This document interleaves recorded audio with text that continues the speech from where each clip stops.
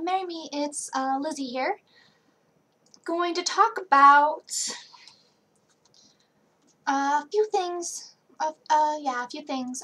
Mostly on the topic of items and witchcraft and Wicca and your pagan religion, and curses and hexes. I'll start with tools and items. Now, a lot of people I've been noticing recently have been, very needy of tools. They have to have this, they have to have this cauldron, they have to have this broom, they need it now. I'm here to tell you that for the longest time I didn't have tools. I didn't use them. I used candles, but that was kind of it. I didn't have a lot of money, so I just mostly just used myself and candles, and that was it. I did occasionally have a stone or something like that I would find, but the only tool you need is yourself. You are the strongest tool you'll ever need. You make everything happen. You are the source of the energy. You are the source of the power. The tools and stuff like that, they're just extra. They just help bring you focus.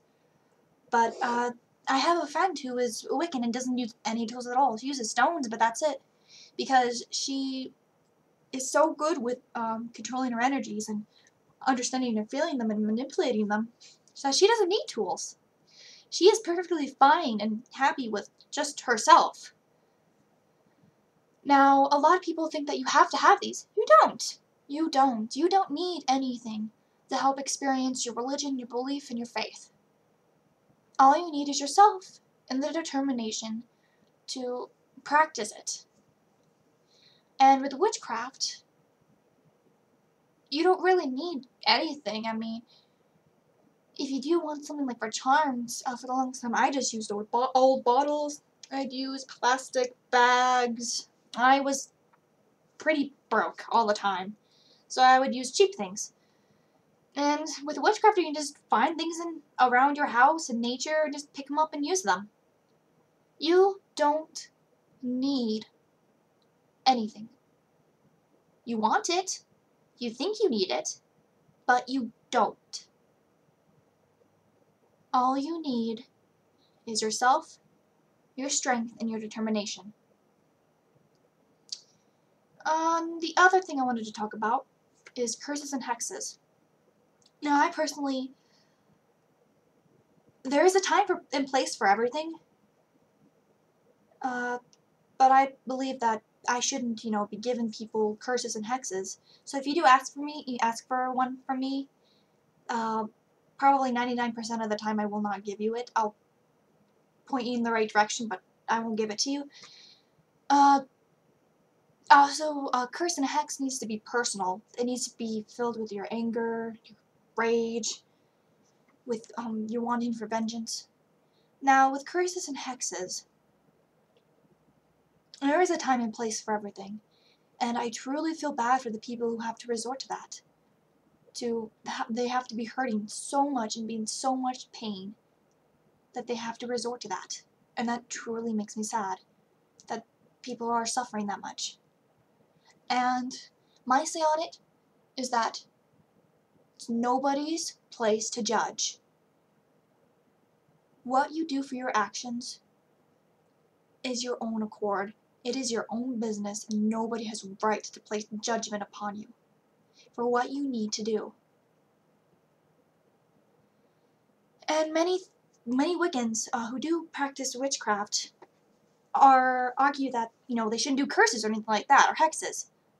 Now, you should do your best to not harm anyone, but we all know it's physically impossible to go throughout your entire life harming no one.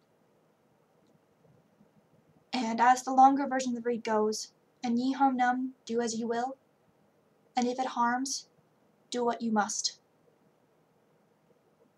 So yes, if it gets bad enough, even Wiccans can resort to curses. Many will not like to admit that.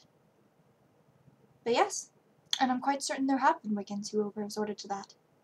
That they were just in such a bad situation that they had no choice.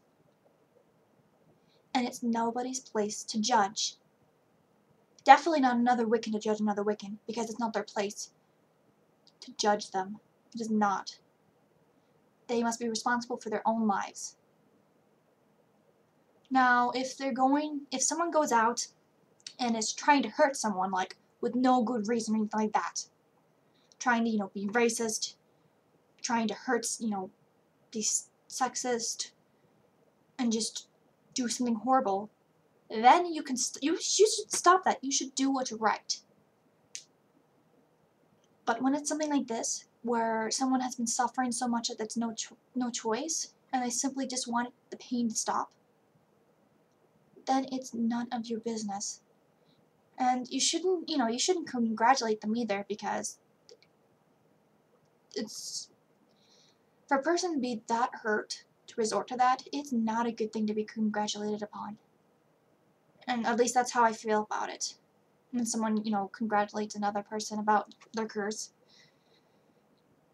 the best thing to do is just to wish them the best of luck, and that you hope everything will be okay.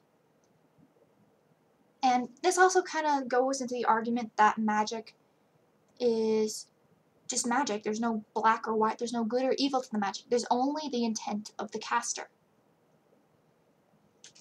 So with that logic, a curse can bring about something good, and even a normal healing, like a good spell, like a healing spell, can bring upon something bad.